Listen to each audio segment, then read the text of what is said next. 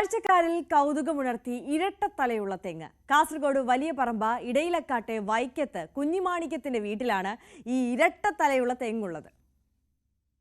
വലിയ പറമ്പ ഇടയിലക്കാട്ടെ വൈക്കത്ത് കുഞ്ഞിമാണിക്യത്തിന്റെ വീട്ടിലെ ഇരട്ടത്തലയൻ തെങ്ങാണ് കൗതുക കാഴ്ചയാകുന്നത്.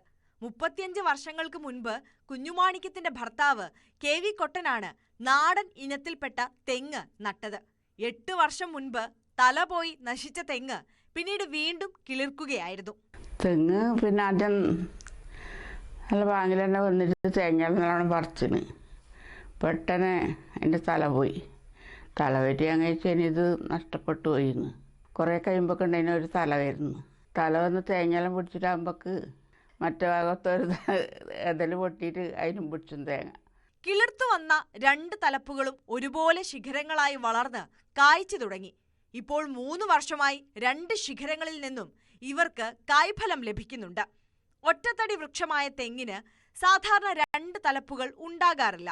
അപൂർവമായി ഒന്നിൽ തലപ്പുകൾ ഉണ്ടായാലും ഒന്നു മാത്രമേ കുലയ്ക്കുകയും കായ്ക്കുകയും ചെയ്യാറുള്ളൂ.